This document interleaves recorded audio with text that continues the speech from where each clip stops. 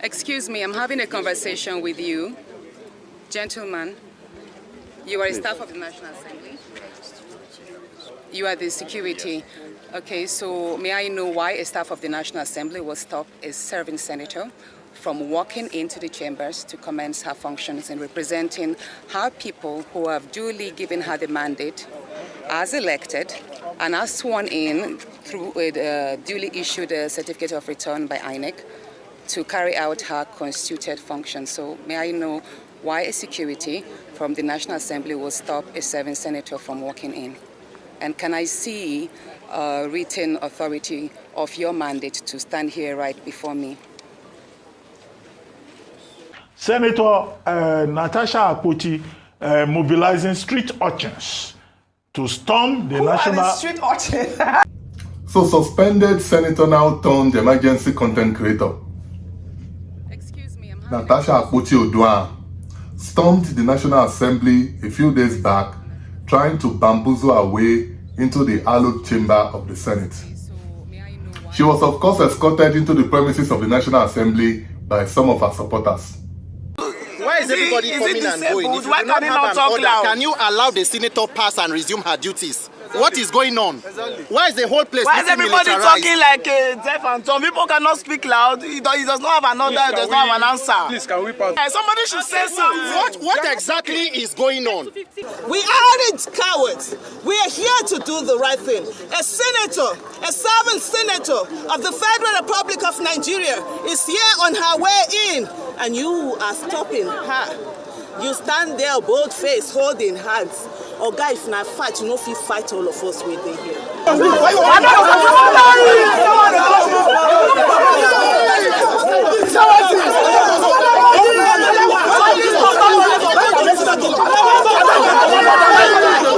Now, for those of you who may have been railroaded into believing what Senator Natasha and her co-travelers are selling, I have the certified true copy of the judgment, and I can tell you for free, there is nowhere in this judgment where the court ordered that Senator Natasha be reinstated. And you don't have to be a lawyer to read and understand this judgment. The judge, however, said something in passing, which is what I think Senator Natasha is now relying on as an alibi to resume her legislative duties. To suspend a member for 6 months means suspension for 180 days. And this is half the number of days the member is expected to sit in the House representing his people. I do not think this is the intention of the framer of the law. To make a law that has no end is excessive and cannot be the intendment of the law. Now, this is the part Senator Natasha is relying on as the reason why she's staging this spectacle. So continuing, the judge said, I am of the opinion that the Senate has the power to review this provision of the Senate rules and even amend section 14(2) of the Legislative Houses Powers and Privileges Act, both for being overreaching. And pay attention to this last sentence. The Senate has the power to, and I believe should recall the plaintiff and allow her to same time represent the people who sent her there to represent them. So how is that an order for her to be reinstated? Anyways, listen to how the morning show Natasha had to apologize. on Arise described the spectacle I showed you earlier. The whole argument is about the interpretation of the ruling of the court. And we have found ourselves in a situation in this country whereby the ruling of the judiciary is subject to various interpretations.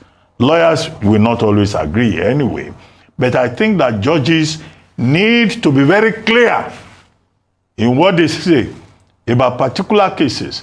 Now, Justice Britain Yako is a highly experienced justice, but in this particular case, you have Senator Yemi Adaramodu, spokesman of the Senate, saying what the judge said is that she said, in my opinion. And I've said here that there's a difference between what a judge says by the way, and what is the main substance of the case. Now we have had judges in this country in the days of Irikefe, Esho, Okuta, Bello, who will go and say, we are activist judges. This is what we say, no matter whose ox is God. But if you look at the CTC, the certified true copy of that statement, the judge talks about section 60, about A.G. Bendel versus A.G. Bendel versus A.G. Bendel and 20 others versus A.G. Federation and all of that. Section 60, which gives the Senate powers to regulate its own affairs, and just express an opinion about 180 days. And then said, in my opinion, I think you should look at your laws. An activist judge would just say, look, I affirm, I insist, I declare, I direct. Judges give declarative, injunctive, positive orders. In that ruling, there was no declarative or positive order given on that particular matter. So you find lawyers on both sides doing their own interpretations. I thought Yemi said that there was a directive order saying that that Natasha had to apologize. No, that's the directive order, which is what we have said is a ratio in this particular case. So even the complainant, even the affected party in this case, she has not apologized. She has not done the newspaper rulings, because there's also some vagueness about who the apology should be directed to. The Facebook satire that Senator Natasha put out, the main victim is Akpabio and the Senate. Now, again, the judge was very careful, just say, oh, this is contempt to the court. I think our judges need to be more activist, they need to be more assertive, and this is not me criticizing Senator Bita Yako, but I think the ambiguity in many of these rulings creates a situation whereby, litigants will now start interpreting the law and all of that. But whatever it is, the best place to seek clarity is still the law. All right. It's still the law court, not on the streets. And that brings me to my final point, which is as follows. Senator Natasha Akpoti mobilizing street urchins to storm the national... Who are the street urchins? Dr. Abatoya. Well, I saw some people, behaving like street urchins. Going to the National Assembly, I think it's also wrong. Because within the purview of the law, it amounts to self-help. It amounts to taking the laws into your hands. Whatever the interpretation of the law on either side, it does not lie in your powers to enforce the law. If you see any ambiguity, as I've said, resulting from the nature of the ruling, you go back to the same court. I think all of us should operate within the purview of the rule of law, not resort to self-help, and not mobilize street urchins to enforce whatever our interpretation of the law is. All right, Dr. Abati, talking about this ambiguity, like you have highlighted, the last time I took this story, I believe I quoted Senior Advocate of Nigeria, Femi Falana, and I'll read that quote again, in which he said, he emphasized that the Senate cannot disregard the court's decision, stressing that once a court has delivered a determination, whether by judgment order or recommendation, it becomes binding and enforceable under Nigerian law. And this is Senior Advocate of Nigeria. That's the interpretation. That's the interpretation of the law. If you put three lawyers in the same room, you will have three opinions. So we depending cannot, on who their client is. But what I'm saying, on this table, we're not going to just say, oh, well, she's wrong or she's right. There's been so many views to this story, and I have just read a very Senior Advocate of Nigeria, SAN, Femi Falana, who has said that the ruling other senior might advocates be banned. hold different opinions. Correct. That's why I said opinions are divided. Why the judiciary must be assertive. And be clear. Correct. You're right. With due respect, those that followed Natasha, they were not street urchins. They were bold Nigerians that stood for their convictions and what they believe in. Secondly, I'm here with the CTC and it's clear. Let's not dilly-dally over this matter. Let's look for empirical facts. Thus, an order is hereby made for the plaintiff to pay a fine in the sum of 5 million naira to the federal government treasury and publish a public apology to the court in 2 dailies on our Facebook page within 7 days to purge herself of contempt. Those are facts on ground. So the apology is not to the Senate. And let's not stop rigmaroling this thing. It's to the courts. I think we've stated that over and over again. After I had to read the CTC. Thirdly, for those saying that it's a public spectacle, I'm sure we have selective amnesia in this country. We forgot. How did allegations by Natasha lead to her being recalled?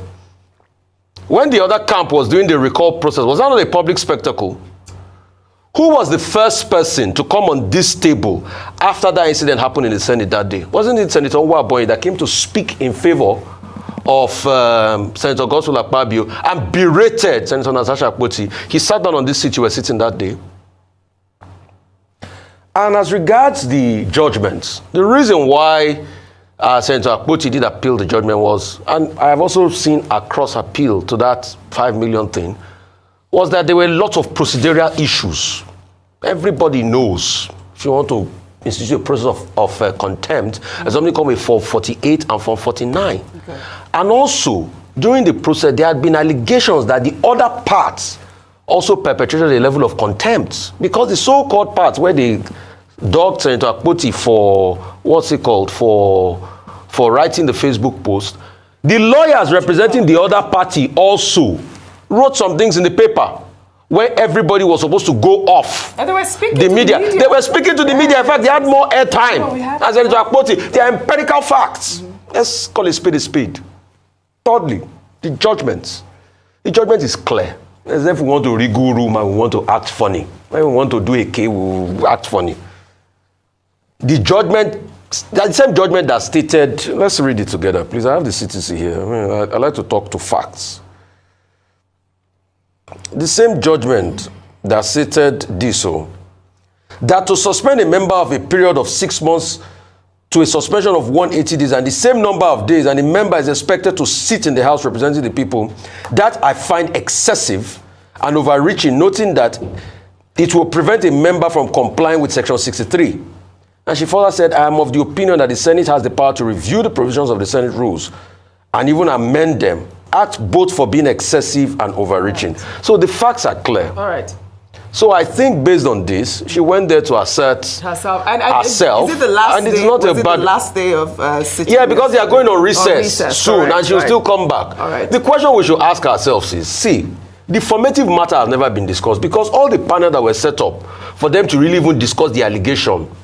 That's the sexual harassment allegation, yeah. All those panels were sidestepped one way or the other. Right. The question is, see, I will be the first, Oji, to berate Senator Akpoti and abuse her if she doesn't have facts on the sexual, allegations. Okay. You get. But the truth is, let's stick to fact. Is it because of the allegation she made that a push for a recall was made? Mm-hmm. Documents were doctored for the recall that we saw? All right. All sorts of blackmail had gone on. All right. And we're talking about public spectacle here. This is it. Okay, Who asked for a public spectacle in the first place? We will follow. You know, I used to think when the issue is about law and its interpretation, Rufai and the other members of the team would defer to Dr. Abati, who is also a lawyer. But on that occasion, it was Rufai who was speaking like the lawyer and Dr. Abati looking like the layman. Certainly not a good look for Dr. Abati. But did Dr. Abati cross the line by referring to the likes of Aisha Yesufu and others as street urchins? I know he didn't mention their names, but who doesn't know he was referring to them? I'm also not a fan of their blind support for Senator Natasha, but describing them in that manner, I think, was most uncharitable.